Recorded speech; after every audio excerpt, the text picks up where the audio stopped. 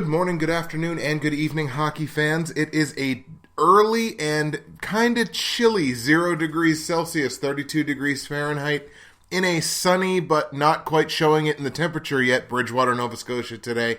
My name is Justin, BridgewatersFinest on YouTube, Blockbuster_guy on Twitter, and welcome to the Saturday, April 30th edition of the Bridgewater's Finest 2016 NHL Playoffs podcast. Now, we're getting started early this morning. It's 8:30. We're getting a nice early start. The games get started early today. The first one, I believe, is at 3 p.m. Eastern Time. Had a couple of really good Game 1s last night from the Western Conference Series, so we're going to get into talking about those. Then we have just a bucket load of NHL news and notes for you before we tee up tonight's pair of games. Including, yes, the fact that the NHL did it to me again and broke some news, not during the recording, but it was very shortly after the recording. There was the news of coach firing. But first, let's talk about last night's games. We had a pair of really good games. As I mentioned, Western Conference Series getting underway. The first game we're going to look at is St. Louis in Dallas taking on the Stars for Game 1 of their series. The Stars with an impressive 2-1 complete team victory in Game 1. Shots in this game 42-32 in favor of the hometown Stars. Dallas leads that series now 1-0. St. Louis actually opens the game on the road, pretty dominant in the face-off circle. They won the first 5 face-offs in this game. Win those face-offs, that means puck control. Lots of blocks and lots of shot misses, actually kind of galore in this first period, right up until about the middle of the period, really, when the physicality really starts kicking in. So this is going to be one of those series that's played fairly close to the chest, a classic Western Conference series of defense and physicality, seeing which team breaks first. Game starts to open up a little bit. Kari Lehtinen forced to make a big save, stoning Stastny off of a nice little tic-tac-toe passing there by the Blues, but a great save by Kari Lehtinen, his best of the first period. The Stars now start pushing, again, generating some of that physical play. Brian Elliott forced to make a big save on a Patrick Eaves shot, so both goaltenders kind of getting into the groove of things early. Troy Brouwer, the hero for St. Louis, in that first round series. Troy Brouwer gets a great chance on a 2-on-1, and Kari Lehtinen goes post to stop Troy Brouwer from opening our scoring. Skip to late in the first period here. Scotty Upshall slashing John Klingberg on the back end in the late first. 4 chances on that power play by Dallas to end the first period. No damage on the scoreboard. But the Stars carry that momentum into the beginning of the second period. Opening up the second, definitely getting the better of the play, despite the fact that Cody Eakin takes a hooking penalty to put them down a man. We skip about halfway through the second period, and Dallas generates that momentum into a goal on the board. 9:36 into the second period, Dallas is on the board. It's Antoine Roussel, who prior to the series, St. Louis, or some of the more vocal players on St. Louis, I'm looking at you, Steve Ott, said, oh, Roussel, he's not a guy that we're worried about. Well, Roussel shoves that back in his face, opening the scoring in the first game of the series. It's his second of the playoffs. Radek Faksa and John Klingberg drawing the assists on that play. In transition, Roussel picks up the Faksa rebound, puts it behind Brian Elliott. Elliott looked pretty upset with his defenseman on the play. I think it might have been Pietrangelo for falling down in the crease. I think he felt like Pietrangelo impeded his ability to attempt or make the save. And to his credit, I think the puck went between the two of them. So he might have a case there. But in any case, Dallas is on the board. Roussel's got his second of the playoffs. 1-0 Stars. Soon after the goal, Alexander Steen taking a cross-checking penalty against Russell. 5 more attempts on that power play, but no damage for the Stars. Stars continue pushing here late into the second period. Elliott makes 3 straight big stops in the span of about 21 seconds. Brian Elliott keeping the Stars in this thing. Dallas now starting to step up their defensive effort. We're starting the third period now. They had 9 total blocks in the third period, including 5, so more than half of them coming in the last 5 minutes of the period. So the Stars, once they got the lead, definitely started stepping up the defensive effort. Steve Ott and Travis Moen taking offsetting penalties against each other for roughing, and Janmark gets stoned by Brian Elliott just very shortly after the 4-on-4 ends. He had a great chance there. Brian Elliott, what a big save, a bounce-back game for him, an excellent game for him to keep this game close. The team's continuing trading hits here. The physicality is stepping up. Edmundson rocking Sevier clean at the blue line. It's one of those hits. That's a hockey play right there. That's a hockey hit right there. It's a big hit at the blue line, and it's 100% clean. That's the kind of thing that you love to see. You love to see that kind of physical play if you're a fan of this sport. St. Louis now starting to develop a little bit of momentum off of that hit. The ice is starting to tilt in their direction, and at 11:32 of the third period, St. Louis ties this game. It's Shattenkirk, his second of the playoffs. Colton Parayko and Berglund picking up the assists. Parayko with some patience feeds Shattenkirk for the one-timer. It's certainly not the hardest slap shot I've ever seen. Almost kind of a floater, but it gets the better of Lehtinen. Shattenkirk's on the board. They have tied this game. St. Louis keeping up the pressure after getting that tying goal. They had the next 8 straight attempts in the period after they tie the game. But you know what they say, it's not about quantity, it's about quality. And Dallas gets the quality attempt that they need to take the lead back. 15-16 into the third period. Dallas back on top by score 2-1. Faksa with his second goal of the playoffs, second point of the night. Hemsky and Goligoski drawing the assists. A 3-on-2 develops for the Stars. Faksa picks up the rebound on the Hemsky shot. Elliott had very little chance on that. No rebound support whatsoever from the Blues defense. And it is 2-1 Dallas. That sets up a really high-tempo final 5 minutes. St. Louis sending 7 shot attempts at the net in the final 5, actually final 4.5, I think it was. 7 shot attempts, only 2 of them reach the goal. And that is, one more time, Dallas stepping up with their shot blocking, with their physicality, playing good old school Western Conference hockey. And Dallas holds on for the 2-1 victory on home ice. 42-32 one more time were the shots for Dallas. Dallas leads this series 1-0. That is an excellent whole team victory for the Stars, and the Blues will look to rebound in Game 2.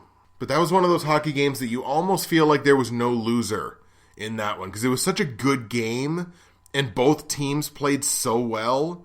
Just one team was just like, had the slightest of edges over the other one at certain key moments, and that was all it took to win the game. So if that's the kind of game that we can expect from this series, this is the one to watch.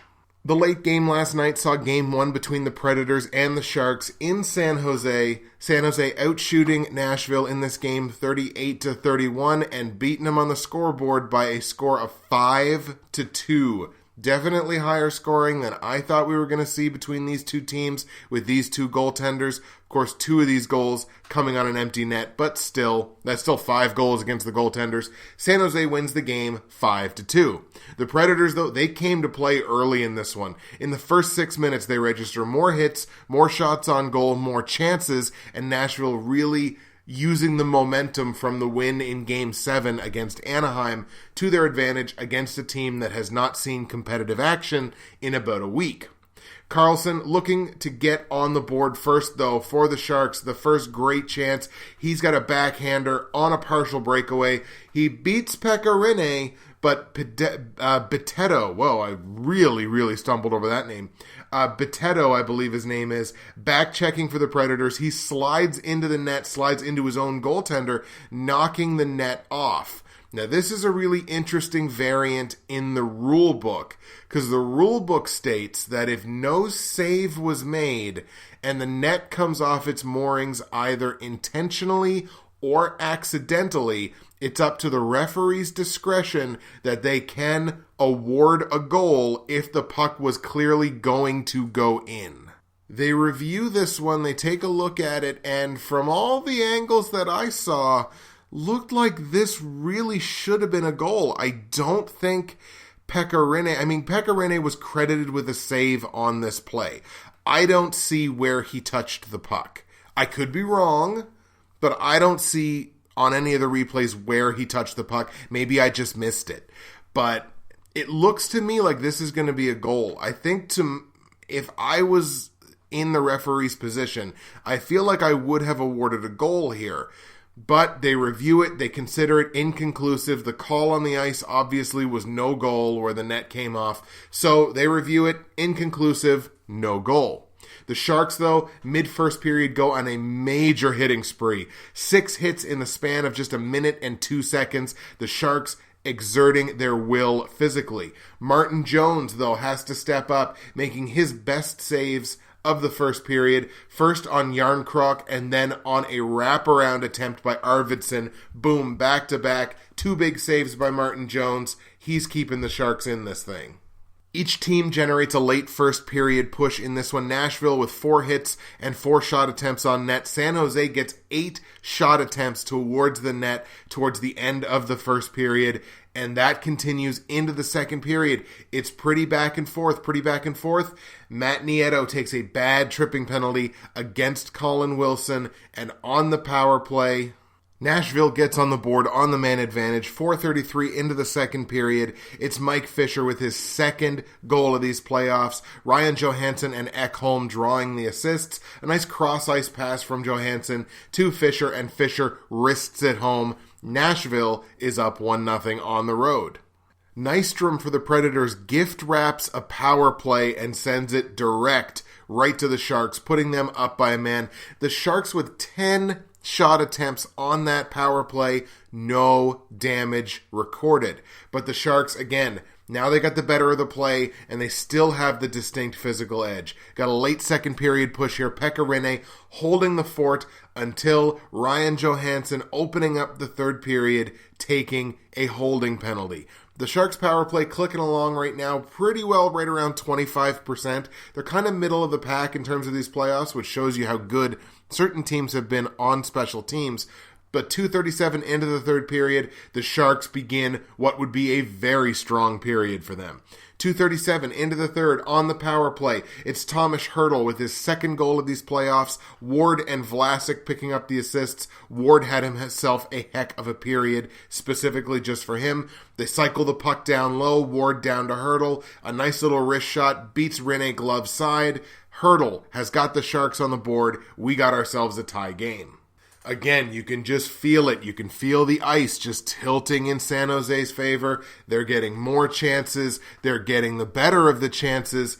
Pekka Rinne playing a very strong game, but you can only stop so many. 11:49 into the third period, the Sharks take the lead. It's Joel Ward, his first goal of these playoffs. Donskoy and Burns drawing the assists. They put the pass into the slot. Donskoy for Ward, and Ward with just a beautiful little play. Looks like he's going back around the net, takes it to his backhand, brings it back around, and just tucks it right on the post on Pekka Rinne. It was a beautiful goal. I loved it. Joel Ward showing some hands there, and San Jose is up 2-1. After losing the lead, Nashville's starting to pick up their play a little bit. They get 4 straight shots on goal, but that gets killed by a penalty, and it's happened so many times in these playoffs. Momentum-killing penalties, and the Sharks make them pay for it. 15:40 into the third period. Sharks on the power play. It's Logan Couture, his second of these playoffs. Pavelski and Burns picking up the assist. Burns with his second assist. A beautiful little bank pass from Burns to Pavelski, and then Pavelski puts it in the slot, and Couture tips his pass home. San Jose on the power play. They extend the lead. The Predators pull Pekka Rinne with about 2 minutes left in the third period, desperate for a last push here, and they get it. 18:11 into the third period, Nashville cuts the lead to 1. It's Ryan Johansson with his second of the playoffs. Roman Josi and Wilson picking up the assists on that. Johansson tipping the Roman Josi point shot, and they are on the board. It is now 3-2. This is a close game. Pekka Rinne still pulled. Nashville still trying to push, but just 20 seconds after that Nashville goal that cut the lead to 1, the Sharks ice it into the empty net. It's Logan Couture with his third of the playoffs, unassisted, into the empty net. Now, Nashville, to their credit, they kept Pekka Rinne out. They were still trying here. They were trying right up until the end. There was some rough stuff here at the end, which we'll talk about. The Sharks block a pair of Predators' attempts. The net's still empty. 19-10 into the third period. The Sharks into the empty net again. It's Tommy Wingels, his first of the playoffs, unassisted. Now it's 5-2, and that's what kind of precipitates, I think, what happens at the end. You've got Sissons with a big hit on Dillon. There's a big scrum after the fact. The hit happened at 19:59. Like, what are you going to generate off of a hit in the last second? There's a big scrum. 6 minor penalties get assessed, and Barrett Jackman is given a game misconduct for his part in the scrum. So this game ends on a very bitter note. Looks like there's some animosity now here based on the fact I'm sure the Predators may feel to some degree like the Sharks were running up the score with that second empty netter. I mean, what are you supposed to do? You got an open shot at the net. What are you supposed to do? Just dump it into the corner and change? Like, come on. You never know what's going to happen in the last minute of a game. So if that was what precipitated it, I think it was stupid that was what precipitated it. But in any case, San Jose wins where it counts, which is on the scoreboard. 5-2 is your final. Sharks take a 1-0 lead at home, heading into Game 2.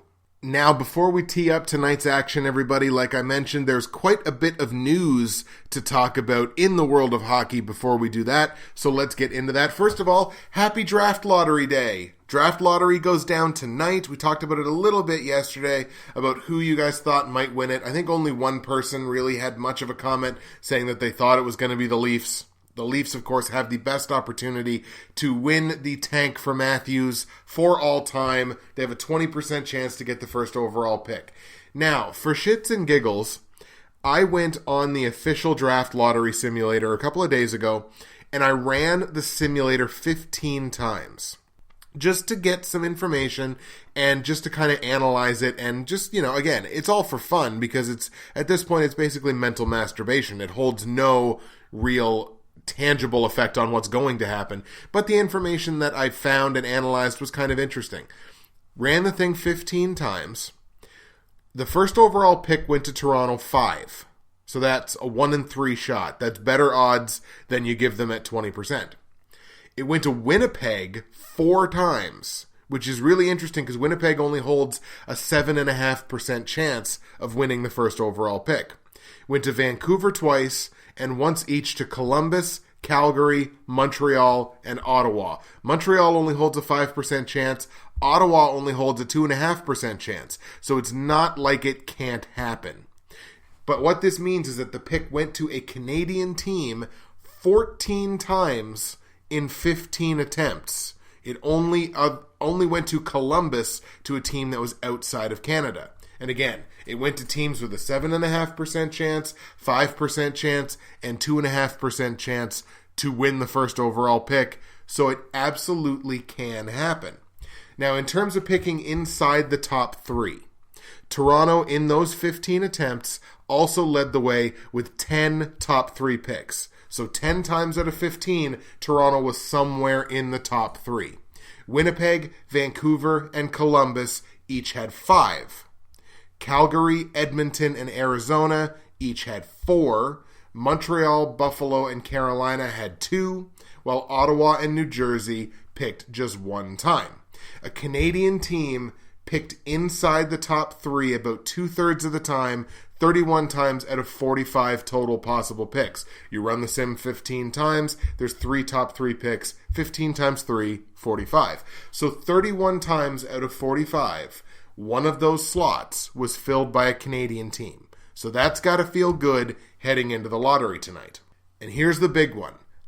4 times out of 15 attempts, all 3 lottery picks went to a Canadian team. So Canada went 1, 2, 3, 4 times out of 15.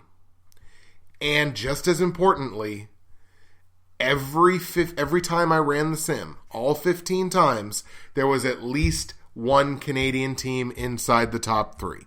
So in terms of Canadian hockey, we've got to feel pretty good going into the draft lottery tonight. There are excellent players available at the top end of this draft. It's not just Austin Matthews. Of course, everybody wants the first overall pick. I got my fingers crossed that it's my Montreal Canadiens, because how long have we been waiting for a franchise center?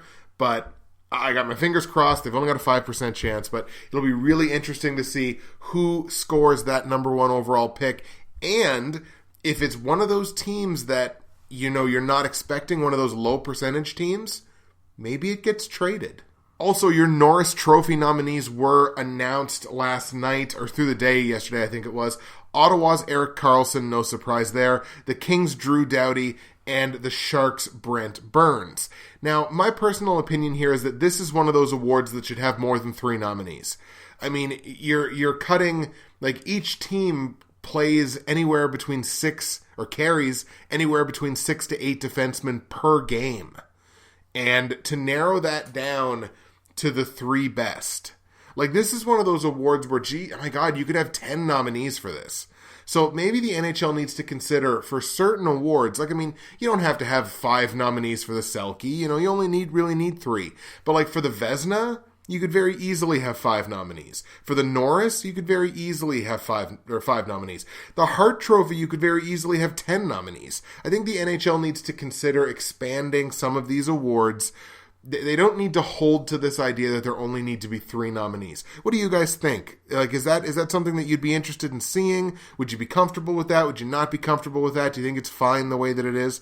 In any case, those are your nominees: Karlsson, Doughty, and Brent Burns. Karlsson led all defensemen in scoring, of course, this season, and is the first defenseman to lead the league in assists since Bobby Orr in 74-75. So that goes to show you what a remarkable season, and really an all-time noteworthy season that Erik Karlsson had.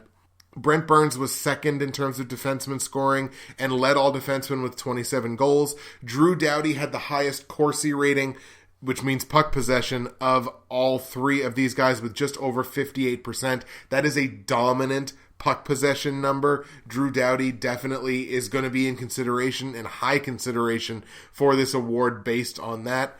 But you're missing Duncan Keith. You're missing PK Subban. You're missing, great defensemen in this league by only having 3 nominees. So my personal opinion, you should have more than 3.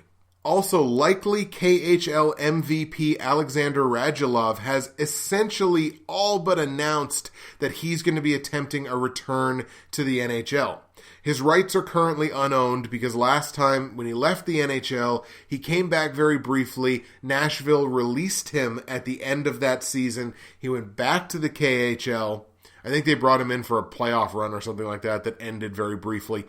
But so he was released, went back to the KHL. Now he returns to the NHL as an unrestricted free agent, I believe.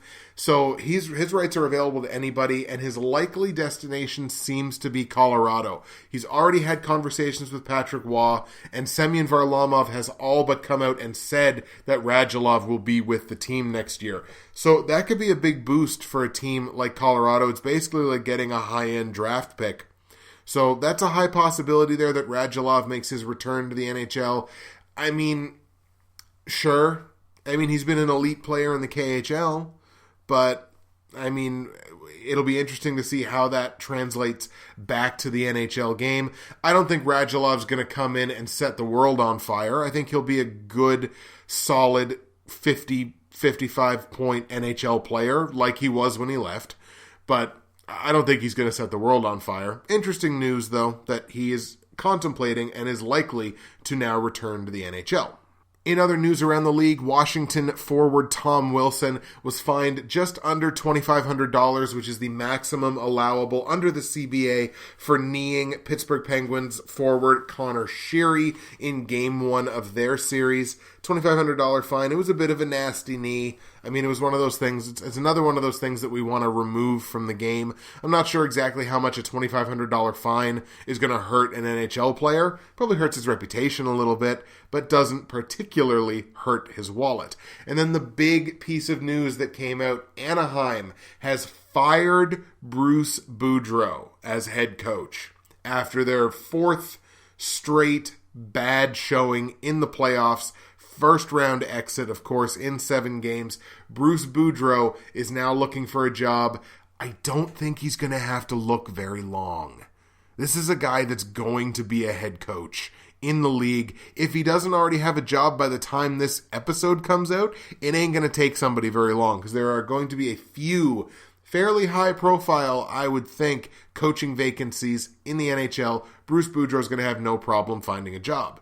But Bruce Boudreau leaves Anaheim with the highest regular season point percentage in NHL history for a coach with at least 500 games. Think of all the great coaches that have existed in the NHL in its history, and Bruce Boudreau has the highest point percentage of any of them. Bruce Boudreau can take any team to the playoffs.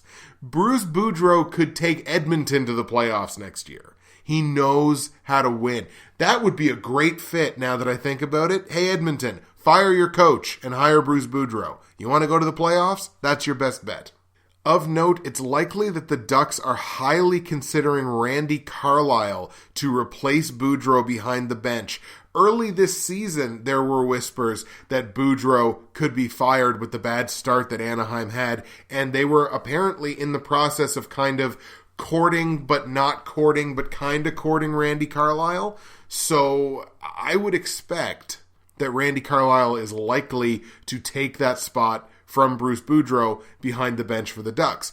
If that happens, it'll also be interesting to see who he's going to be putting on the ice on a nightly basis, because the GM for the Ducks has basically said, like, at this point, this core of players needs to start being responsible for these failures. So we could see a shakeup in this core. You could see a couple of players traded. Anaheim's got some good pieces. They just need to grab those pieces that are going to help them win. All right, folks, let's tee up tonight's action. A pair of games, the 2 Eastern Conference matchups going tonight. We'll start in Tampa Bay, where the Islanders are visiting the Lightning, and the Islanders with a 1-0 series lead on the road. This game begins at 3 p.m. Eastern Time. It's available on Sportsnet in Canada, as well as the main NBC network in the United States. Thomas Greiss and Ben Bishop are going to be your starting goaltenders for this game. And let's start with the goaltending. I have to ask the question. Well, first of all, I'll talk about Ben Bishop first before I get into it. Ben Bishop had head and shoulders his worst game of the playoffs in Game 1. He got pulled less than halfway into the game for Andrei Vasilevsky, who held the fort from there on in. But you know what the best thing is about having your worst game of the playoffs? It can only go up from there. So Ben Bishop is definitely looking to rebound. And honestly, I think the play of Bishop, you look at that game, the play of Bishop was basically the only reason that Tampa Bay lost that game. If Ben Bishop had played like Ben Bishop, that game would have been a lot closer, and I think Tampa Bay would have won that game. But he didn't play like Ben Bishop. He played like, I don't know, me. So, it didn't end up going very well for them. On the Islanders side, Thomas Greiss played great. Here's some speculation for you. Here's a little bit of, as I mentioned before, that mental masturbation. The Islanders can't really win the Eastern Conference, much less the Stanley Cup, with Thomas Greiss. Can they? Thomas Greiss is playing out of his mind. He's playing like the second coming of Dryden. He's playing so well. And it's unbelievable to me because of the spot that he was put in with the Yaroslav Halak injury. Like, Thomas Greiss, I wouldn't bat an eyelash at anybody saying Thomas Greiss at this point in these playoffs should win the Conn Smythe. That's how good Thomas Greiss has played. Thomas Greiss has kept the Islanders. He's probably the single biggest reason outside of John Tavares in that deciding game that they won the series in Florida. On the Lightning side of things, I think they need to come out in Game 2 exactly the way they ended in the third period in Game 1, because you could definitely see the Islanders in the third period of Game 1 kind of deflate, and the Lightning took advantage of that and really blitzed them in the third period. Tampa Bay needs to start the game that way. They need to immediately force pressure on the Islanders, put them in bad situations, maybe make them draw a couple of penalties, which they've been susceptible to, the Islanders, in the first round. If Tampa Bay can do that and get that early pressure, just get a lucky bounce on Thomas Greiss and take an early lead, you're going to see a completely different Game 2 than you saw in Game 1. Of note for the Lightning, Nikita Kucherov in that first game had 7 shots. He played a very Nikita Kucherov style of game. He got on the board, 7 shots. Tyler Johnson and Jonathan Drouin each just had 2. So I would like to see a little bit more from both of them. They each only had 2 shots. If they can double that, if they can each get 4 shots in this game or even get up to 3, now just with the volume of shots and the quality of shooters that they are, you're going to see a couple of those pucks go in. No words minced here. This is a must-win game for the Lightning. If the Lightning go down 2-0 on home ice, series is done because the Islanders will likely get a split in New York, and then at that point, unless Tampa takes it to 7, they got no chance. So this is a must-win game for the Lightning. I think the Lightning do win it on home ice. They can take the tie into New York and likely come back to Tampa Bay with the series probably at 2-2. So they'd be in okay shape at that point. I like Tampa Bay tonight. I don't think it's going to be a blowout by any means, but I'm going to give it to the Lightning by a score of 3-2. Now let's go to the Pittsburgh at Washington game. It's the quote-unquote late game beginning at 9 p.m. Eastern time. Or is it 8 p.m.? Now I'm going to have to double-check that. It's either 8 p.m. or 9 p.m. While I'm double-checking that, we're going to take a look here. CBC in Canada as well as the main NBC network in the United States. Your likely goaltending matchup, Matt Murray taking on Braden Holtby. Let's take a look. Yeah, it's 8 p.m. Eastern, not 9 p.m. Eastern. I mistyped, so I'll make that change in my thing. Anybody that's keeping me accountable for my mistakes, yell at me in the comments and tell me how much I blew it. So Pittsburgh, Washington.